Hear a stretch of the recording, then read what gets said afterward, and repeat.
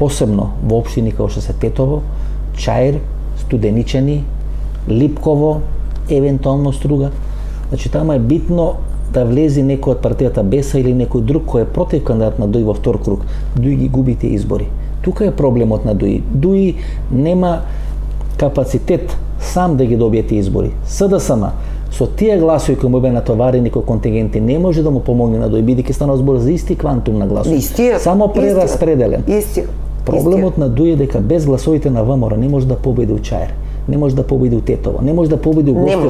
Тука е проблемот на... Не може да победи и локалните избори, мислам дека ќе бидат уште полоши од парламентарните за ДУИ, ако изигра не за влада, само за Скопје, за Коце Трајановски, ако оди на трет мандат. Тука ДУИ може да му помогне на ВМРО да помане. Инаку друго место, кај што ДУИ може на локални избори да му помогне на ВМРО, нема. Нема. Факт е дека тие се врзани со ВМРО ДПМН за успехот на локалните избори.